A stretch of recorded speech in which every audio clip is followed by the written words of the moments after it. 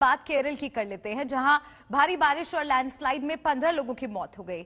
इडुक्की और कोट्टायम में कई जगहों पर जमीन खिसकने की घटना सामने आई है। पंबा नदी में खतरनाक स्तर पर जलस्तर पहुंच गया है। त्रावणकोर देवास्वम बोर्ड ने भगवान अयप्पा के भक्तों से सबरीमाला मंदिर न जाने की अपील की है।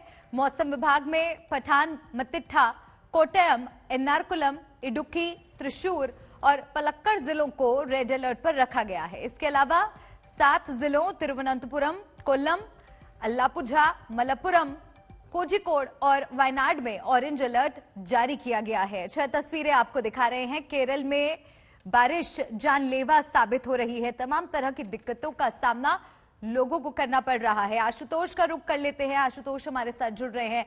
आशुतोष, इस वक्त आप कौन से इलाके में मौजूद हैं? इस वक्त स्थिति कैसी है और रेस्क्यू का काम कैसा चल रहा है?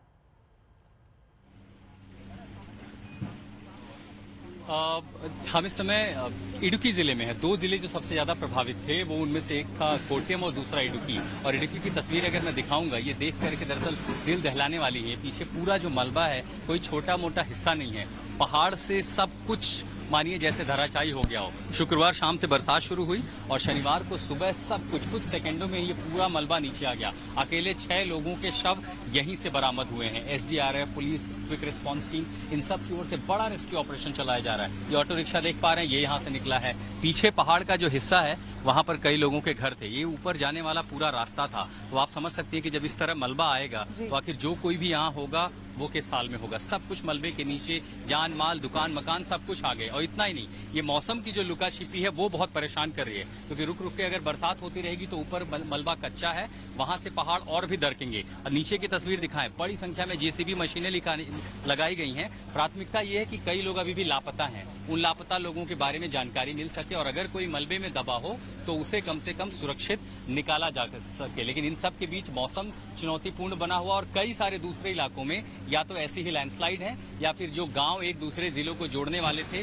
वहां की सड़कें टूट चुकी हैं, वो एक दूसरे से कट हो चुके हैं। तो अब बड़ी चुनौती है कि राहत और आपदा में जो बचाव कार्य है उसको लेकर के वहां कैसे पहुंचा जाए। मनिका जी आशुतोष, और ये भी बताइए कि जो बाढ़ प्रभावित क्षेत्र हैं वहां पर लोगों के लिए क्या क्या इंतजाम किए गए हैं और कहां पर लोगों को लेकर जाया जा रहा है? जो निचले लो लाइन इलाके जिनको हम कहते हैं, जहां पर पानी का स्तर बढ़ा था, बहुत लोगों के घर हैं जो प्रवाह का शिकार बन गए। तो जितने नजदीकी सरकारी स्कूल हैं वहां ले जाया गया ताकि उनको वहां पर रिलीफ सेंटर बनाए गए हैं। खाना पीना वो मुहैया कराया जा रहा है। अब दूसरी एक बड़ी चुनौती है कि पूरे इलाके में बिजली ठप है, तो उसके लिए जो एसडीआरएफ की क्विक रिस्पांस टीम है वो लगी हुई है। बिजली विभाग लगा हुआ है कि कुछ कुछ इलाकों में बिजली रिस्टोर कर दी जाए। ज्यादातर जो इलाके थे उनको सुरक्षित जगहों पर ले जाया गया है। लेकिन अभी जैसे हम जहां पर खड़े हैं, आसपास ये जो पूरा इलाका है ये अभी भी खतरे में है।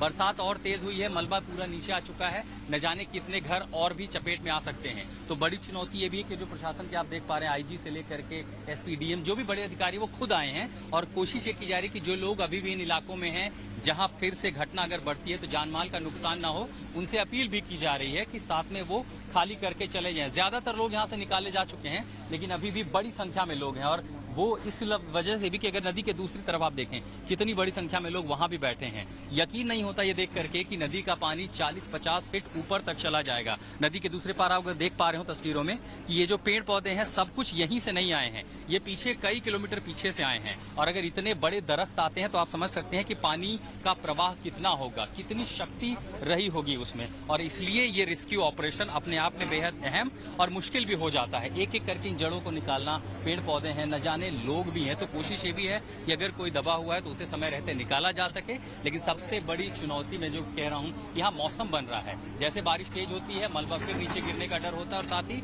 नदी में जलस्तर न बढ़ जाए। इन सब चुनौतियों के बीच तमाम एजेंसियां यहाँ जान माल बचाने की पूरी जद्दोजहद में लगी हुई है। बिल्कुल आशुतोष, और जो तस्वीरें आप दिखा रहे हैं उनको देखकर समझना मुश्किल नहीं है कि रेस्क्यू ऑपरेशन में तमाम तरह की दिक्कतें आ रही होंगी। बाढ़ और बारिश से इतनी बड़ी मुसीबत केरल में आ गई है। आगे मौसम विभाग की प्रेडिक्शन क्या कहती है? क्या मुश्किल कम होगी या बढ़ेगी?